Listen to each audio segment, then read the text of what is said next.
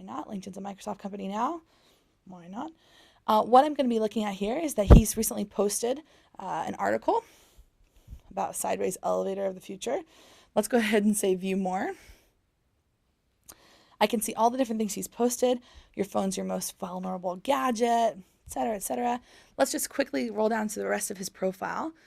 When you start using LinkedIn quite actively, you actually just get in that muscle habit of within a minute, what are you looking for that you're going to comment on a profile to outreach?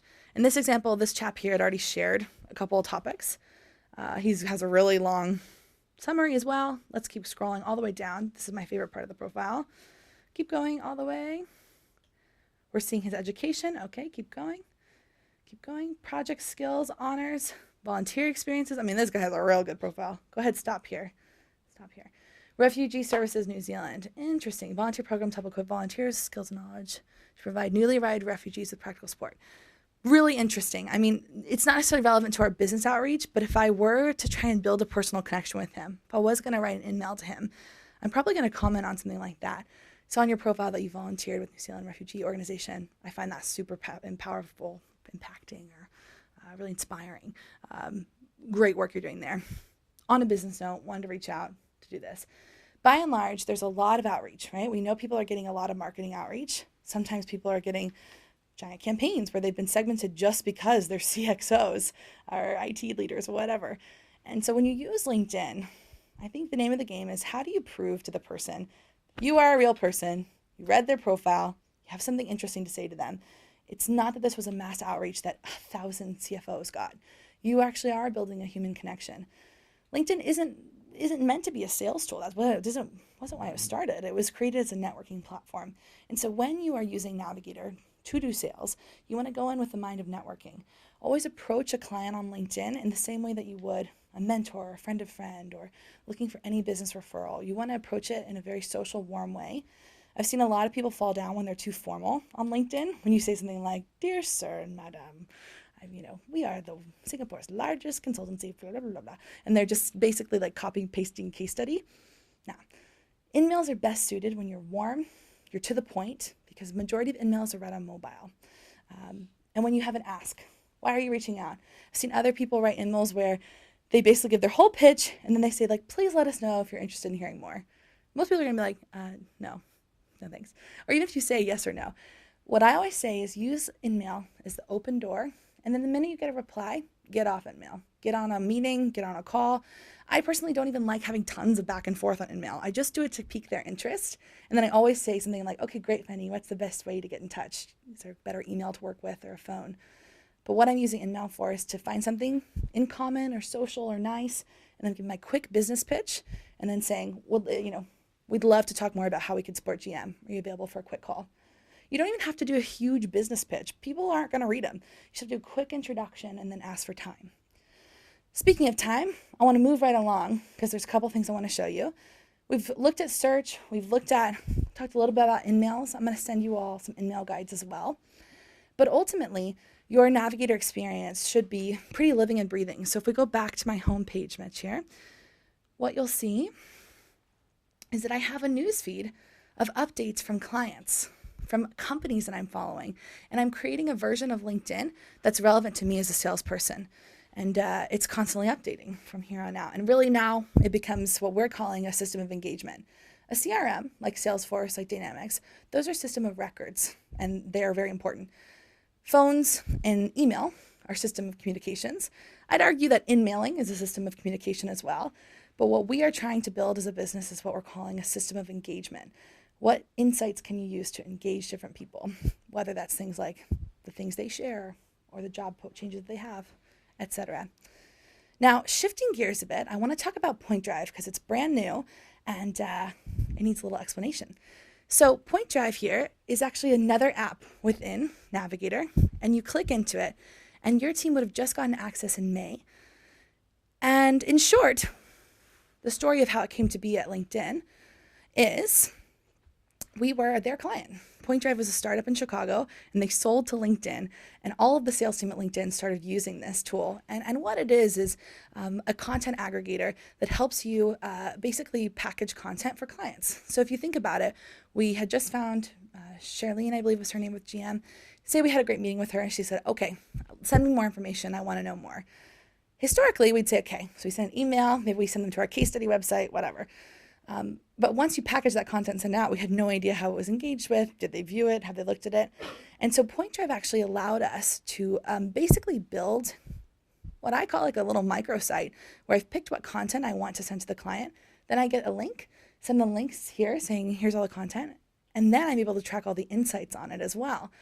And so I'm actually going to give you a live example. I made you guys a PointDrive and I'm going to send you the link after our session. So I said, up your service team, go ahead and click this for me, Mitch.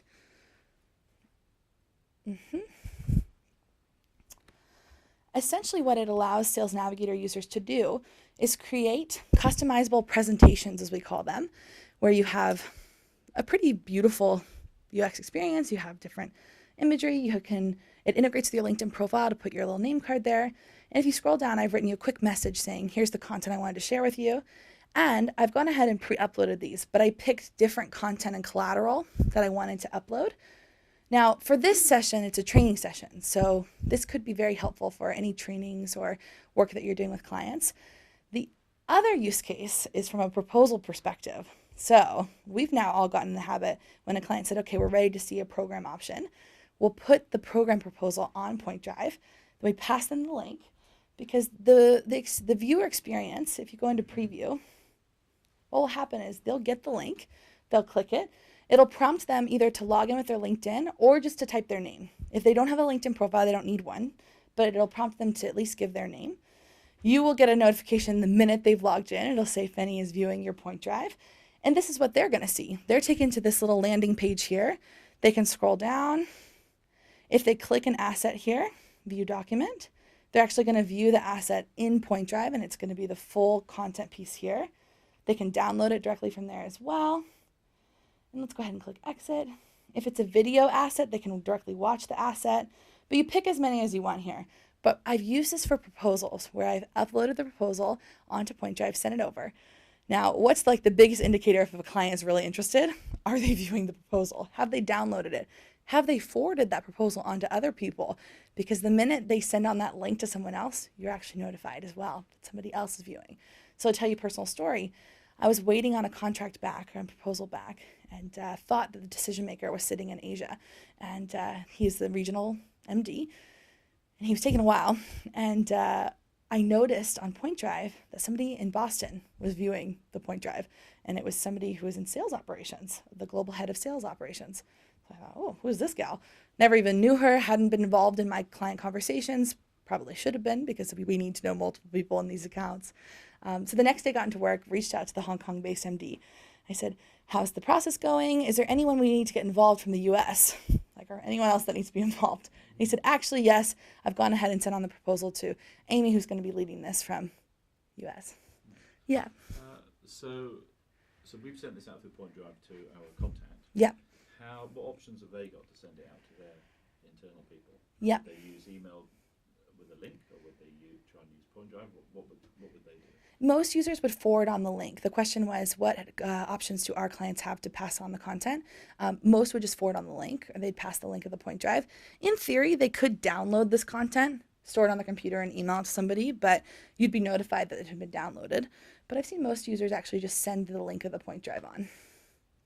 Sorry, so do they have to log on to LinkedIn to access the PointDrive?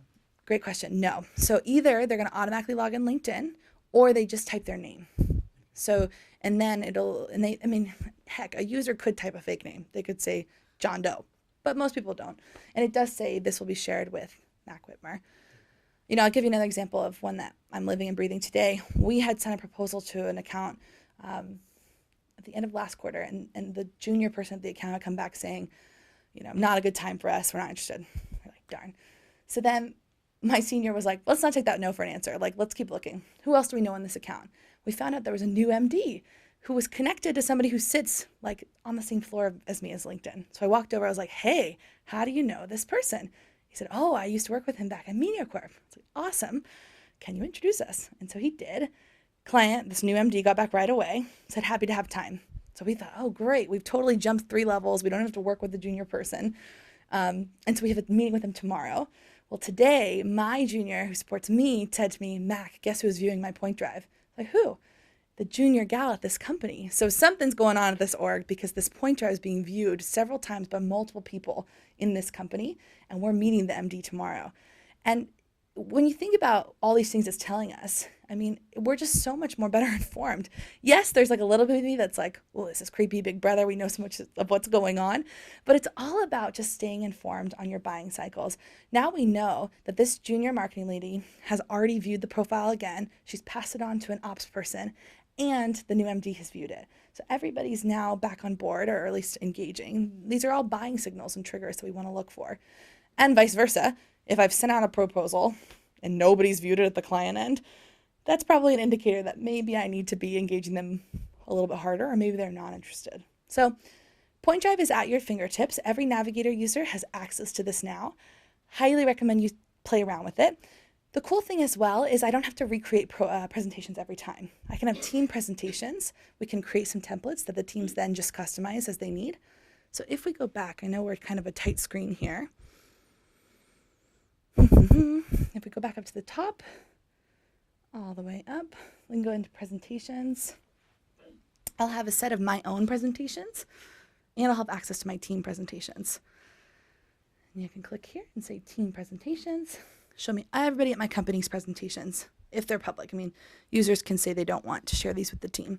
But as I was prepping for today's session, I was looking for different collateral and content, and I was just searching through to see, does anyone else have collateral on Salesforce integration? And all I did was keyword search Salesforce integration and found like one of my colleagues in Zurich had done a huge presentation on Salesforce, and I downloaded it, and now I'm using it for you guys. I sent it over. So this is Point Drive. The insights piece is fabulous. It's a great way to stay on top of your content, and it's available to you in Navigator now.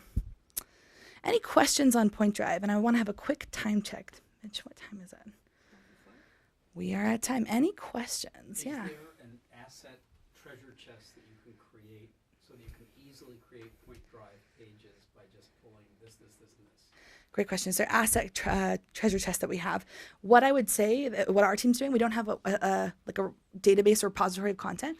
We'd have like one team Point Drive with all the assets that are recommended, and then that person can access like your master Point Drive, and then they can pick. Now they still would have to download the content and re-upload. Doesn't allow you to just pull it. But at least at LinkedIn, what we're doing is creating like master Point Drives with all the content on that topics. But it's a great product suggestion. How do we have a living content repository? Inspired by Ron Kaufman. Should I ask another question? Yeah, please. So, for Sales Navigator team, you're only allowed 10 Point Drive presentations, right? Yes. So there's. Is it like each account, or like Sales Navigator team is like collectively because they sign up as a team, Yep. so they only get 10 together, or like? Great question. So there's different levels of Navigator. There's a level called Sales Navigator Team and Sales Navigator Enterprise. Enterprise gets unlimited. Yeah. Sales Navigator Team, each user can create 10 presentations a month. So what that means is if I were in your shoes, I'd make sure that I have like a general presentation, that because you can send it as much as you want, but every time you create a net new presentation, it'll log as one of the 10. What I So don't every month you believe, every month you get 10. What I need to double check on though is if you edit a presentation, does that count as a net new? I don't believe so. So in theory, you could just use one of the presentations, keep editing it. Let me double check on that for you. Any other questions? All right. Lots of content. I've created a Point Drive with more training material for you guys. I guess my major takeaways are make sure your LinkedIn profile is up to snuff. When you're using Navigator, think about keyword searching. Either go directly to the company or directly by the industry and start dipping your toes into Point Drive because this will be a new asset for you. And our Salesforce sync is turning on. We are in the midst of a technical process, getting it turned on for you guys. But in the Point Drive I'm going to send over, there's more details on the Salesforce integration. So with that, we will sign off. Thanks to the viewers. Thanks, guys.